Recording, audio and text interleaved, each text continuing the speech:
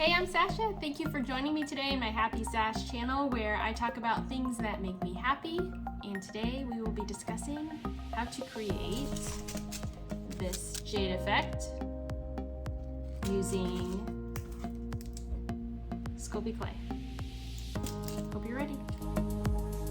Alright, so the first step is to condition your clay.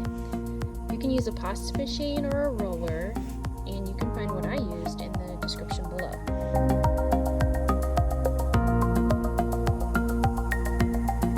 Next, you'll want to add a small amount of forest green clay and condition again until you get a light green color of clay. Do this step again, but add a little more forest green so you have a darker shade. Chop up your two shades of clay into small pieces. They can vary in size, so you don't really have to worry about getting them equally sized.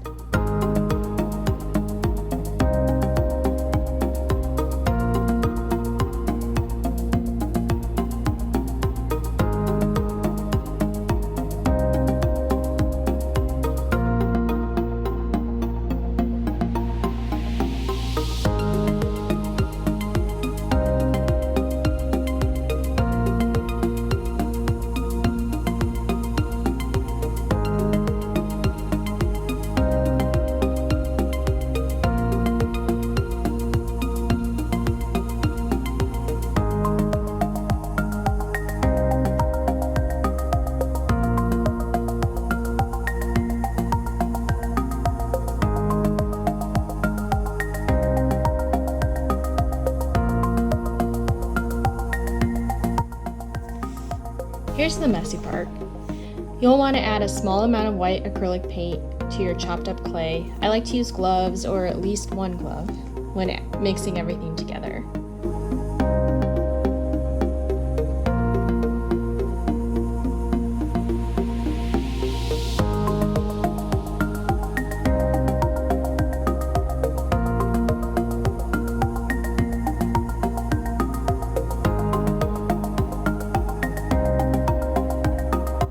After you mix the paint, add some liquid clay. I like to use the Sculpey brand. It seems to work really well. This one is the translucent liquid clay.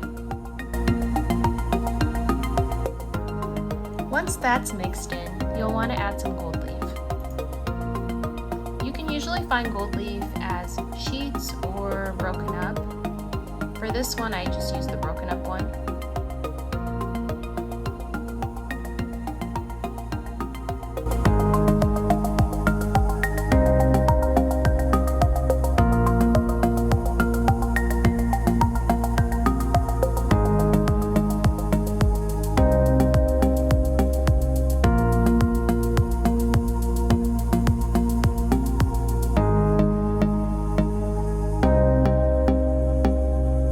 Make sure to press your clay multiple times, that way you get rid of any air bubbles.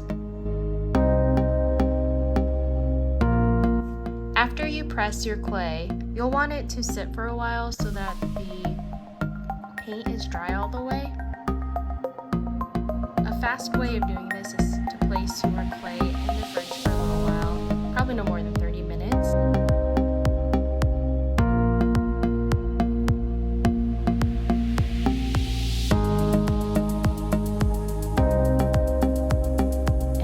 Be able to cut into the clay without the paint smearing around.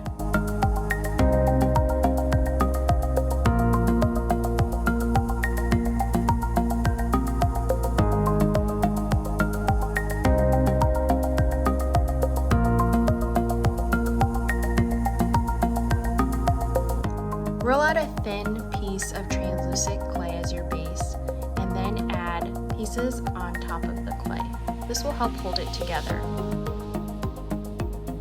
This part was a little tricky for me. I probably should have overlapped my pieces more.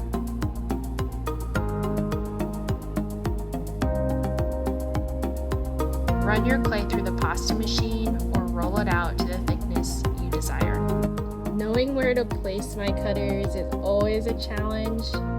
I try to place them in areas that will look good as a pair of earrings or as a single I've made the mistake of placing mine and then later not being able to find like a matching piece, which is kind of frustrating. Planning ahead is always helpful.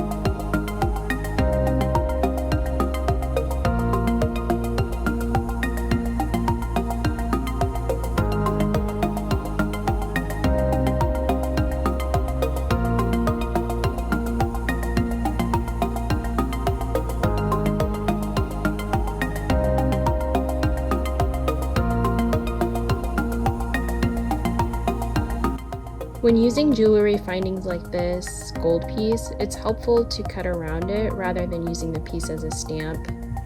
I learned that the hard way.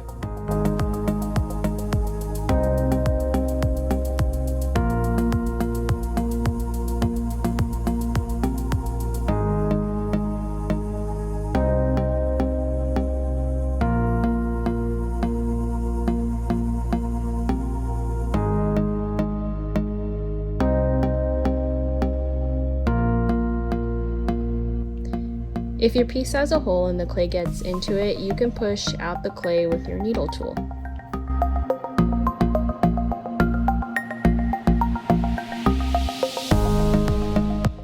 I also like to cut the back portion so the clay stops just below the hole.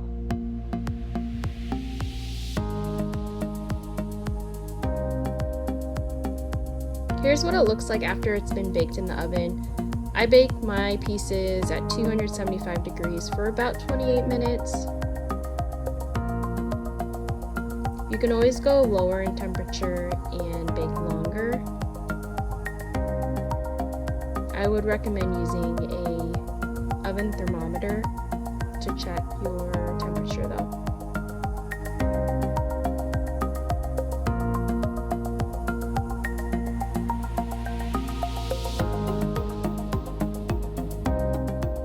After that, I used UV resin in my garage so I had better ventilation while also wearing a mask. I prefer to use toothpicks when moving the UV resin around and then curing the UV resin in the sunlight. That seems to have the best effect on my UV resin, personally. It's fast, and I don't have to worry about inhaling any of the fumes.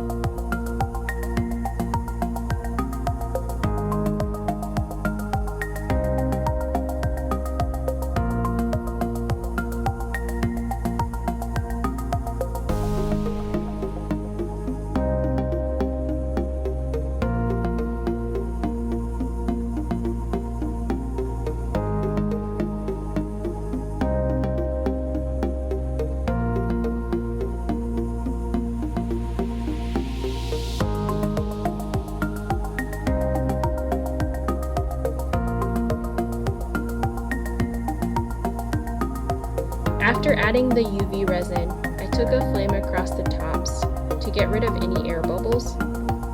Make sure to do this very carefully though so parts aren't melted.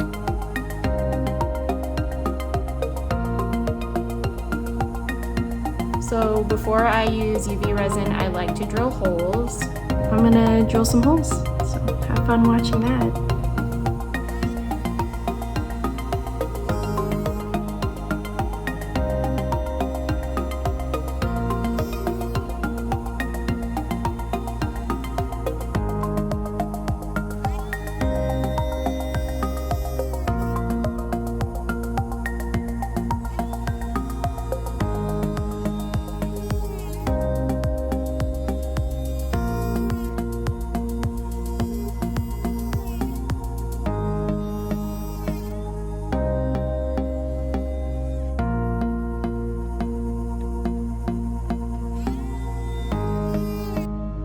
After drilling holes, you can sand any parts that might need to be smoothed out, but if you're able to cut your pieces out and smooth parts out before baking, that will save you a lot of time. And it's less messy. Here's the hardware part. I use all nickel-free hardware since I have sensitive skin myself. Finding hardware takes a lot of time, like good hardware.